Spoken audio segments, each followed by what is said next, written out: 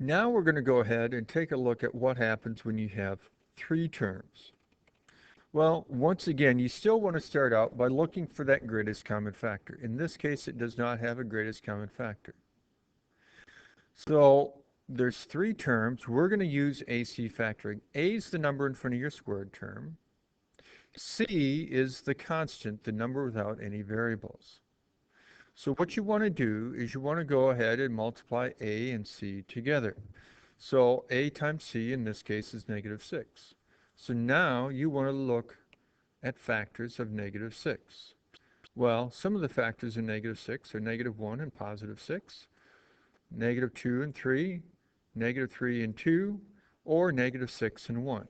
Now you want to choose the pair of factors that when you add them together, it gives you what's in front of your x to the first power, which is referred to as the b value.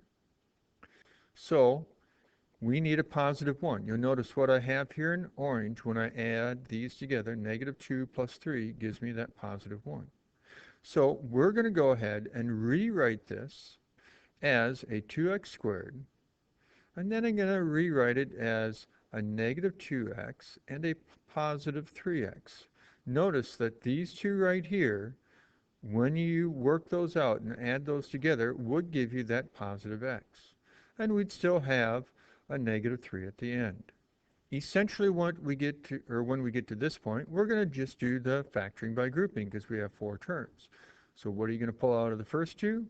A 2x, and that leaves you with an x minus 1. What are you going to pull out of the last two? A 3, a +3, and that's going to leave you with an x minus 1. Now, once again, both parentheses are the same, so you're going to pull out that common factor, the green parentheses, and then what's that going to leave you with? That's going to leave you with the black, which is a 2x plus 3. Now, if you wanted to check your work, if you FOIL this out, it will actually give you what you started with. But we're not going to FOIL because we're asked to factor, which means we're trying to leave stuff in parentheses. Looking at this one here, you want to still look for greatest common factor, of which there isn't any. So you have three terms. You put down your A, you put down your C, and you look at your AC factoring. So go ahead and try to do this one with the AC factoring, and then watch the video. So we write down -15, write down all the different possible factors of -15, and then we want to identify the pair of factors that when we add them together will give us this -2, and that's our orange ones here. So I'm going to go a 3y squared minus a 5y plus a 3y minus 15. Now, if you had these two terms switched around, it'll still work for you. Your work will look different, but you'll still get the same answer. Pull out a y to begin with out of the blue. Pull out 3. Oh, that's a mistake. Yeah, sorry about that. I had 15 in there instead of 5. So there's nothing you can pull out other than a 1. So I would encourage you to actually write having a 1, pulling out a 1, and leaving that there. Now you'll notice both parentheses are the same, so that's once again like your common factor. So you're going to pull out the green, that's your common factor. What's it going to leave you with? It's going to leave you with the black. That's AC factoring. So here, look for a greatest common factor. There is none, but you'll notice there are only two terms, so you want to see if it's a special. Because it's a minus, we only have to look at differences of cubes or sum of cubes.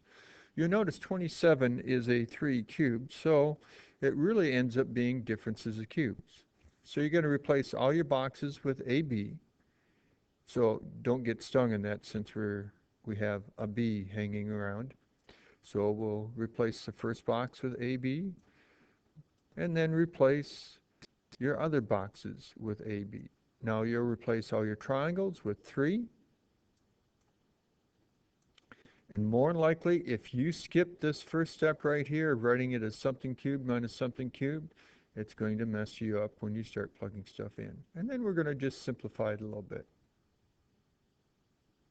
One last problem here. So we'll take a look at this. We're asked to simplify. Now, in simplifying,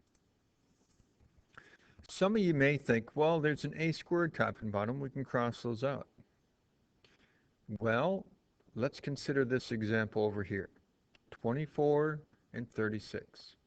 If we factor the top, factor the bottom, you'll notice 12 is a common factor. And well, 12 over 12 is a special form of 1, so it really just leaves us with 2 over 3. Now, yes, you can cross things out, top and bottom, when it's multiplication, like 12 times something on the top, 12 times the whole thing on the bottom. So you can cross out common factors. So that means we need to actually factor this before we can try to cross anything out.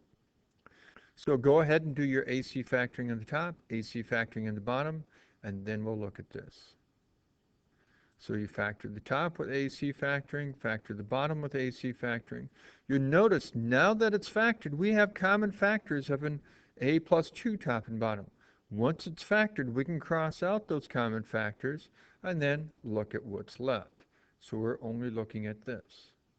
So we can only cross out common factors, things that are multiplied top and bottom. So we can't cross out things that are added or subtracted. So we can't cross out the a's here because it's not a times the whole top and a times the whole bottom. So this is just our answer.